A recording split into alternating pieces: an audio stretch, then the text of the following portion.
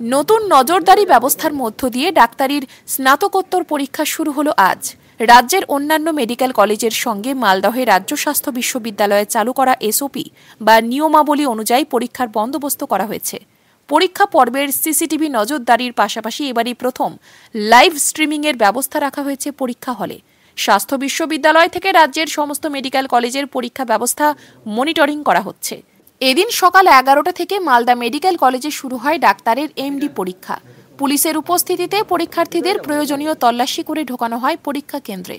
পরীক্ষার হলে এক পরীক্ষার্থীর সঙ্গে অন্য পরীক্ষার্থীর ন্যূনতম দূরত্ব থাকছে 3 ফিট। প্রত্যেকটি পরীক্ষা কেন্দ্রে থাকছে স্বাস্থ্য বিশ্ববিদ্যালয়ের অবজারভার।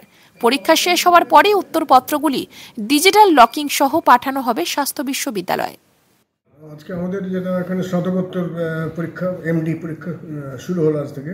তো আমরা এবার যেটা করছি, এবার পরীক্ষাটা বিশেষভাবে একটা এসওপি ইউনিভার্সিটি থেকে একটা নিয়মাবলী দিয়েছেন এসওপি, সেটা ফলো করে বিশেষভাবে এবার পরীক্ষা করছি।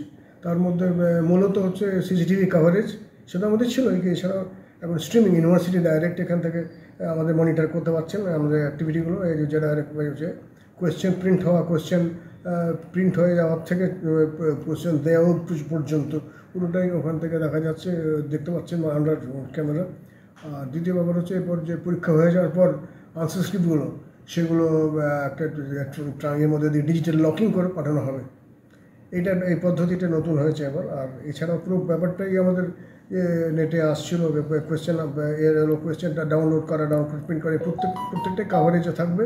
ইউনিভার্সিটি অবজারভার এসছেন 2 জন, তাদের তত্ত্বাবধানে আমি সেন্টার ইনচার্জ, আমার তত্ত্বাবধানে আমাদের এখানে পুরো মেনে আমরা এটা এবার পরীক্ষাটা হচ্ছে।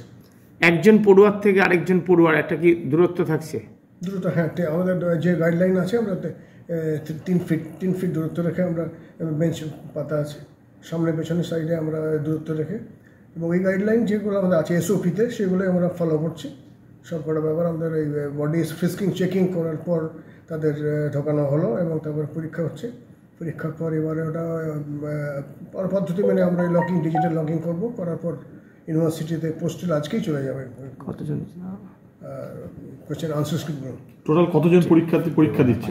আমার এখানে এবছর সেন্টারে 5 জন পরীক্ষার্থী, মালদায় পেডিয়াট্রিক্স ডিপার্টমেন্টে এমডি পরীক্ষা হচ্ছে 5 জন।